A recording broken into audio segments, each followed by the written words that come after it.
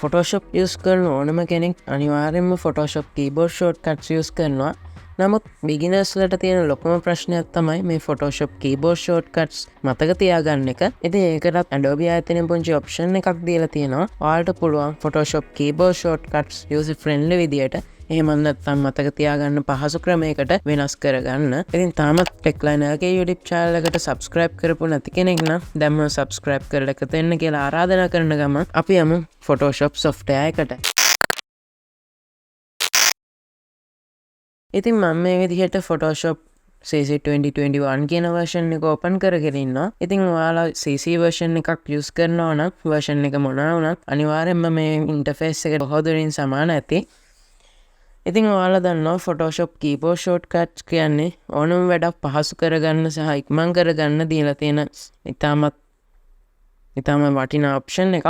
ඉතින් ඔයාලට පේන මේ tool palette එකේ තියෙන එක tool වලට ඒ වගේම මේ menus වල තියෙන එක options වලට හැම දෙයකටම වගේ Photoshop software එක තුල shortcuts තියෙනවා. ඉතින් මේ shortcuts beginners ලා විදියට එහෙම නැත්නම් ආධුනිකයන් විදියට මතක තියාගන්න අමාරු නම් ඔයාලට සරලවම කරන්න තියෙන්නේ මේ edit කියන menu එකේ keyboard shortcuts කියන option එක click කරන්න. ඉතින් අත්‍තරම මේ keyboard shortcut කියන option එකෙත් keyboard shortcut එක තියෙනවා මේ විදිහට ඉස්සරහින්. ඉතින් ඔයාලට පුළුවන් මේ ඕනම ක්‍රමයකින් මෙන්න මේ keyboard shortcuts and menus කියන window එක ලබා ගන්න.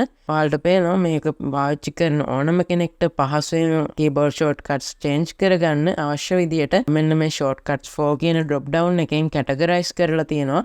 ඉතින් ඔයාලට පුළුවන් මෙතනින් තමන්ට අවශ්‍ය ඕනෑම option එකක් select කරගන්න. මම tools කියන option එක select කරගන්නම්. ඉතින් ඔයාලට පේනවා මේ විදිහට මේ tool palette එකේ තියෙන සෑම tool එකක් වගේම මෙතන list කරලා තියෙනවා. ඉතින් ඔයාලට පේනවා මෙතන move tool එක. එහෙම නැත්නම් උඩින්ම තියෙන tool එකේ shortcut එක මේ විදිහට V කියලා දීලා තියෙනවා.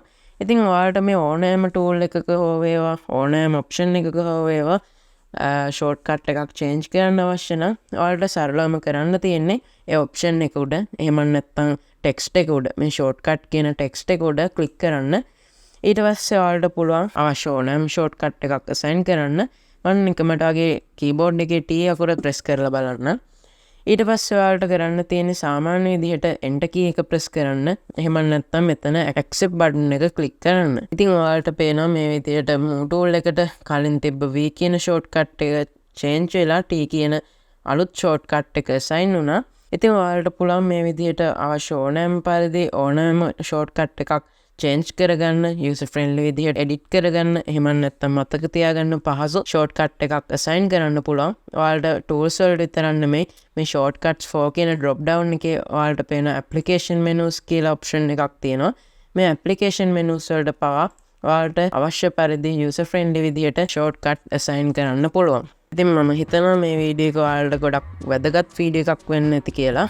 ඒ කොහොම වුණත් මේ වගේ තාත් අලුත් tutorials රැගෙන මේ බලාපොරොත්තු වෙයි.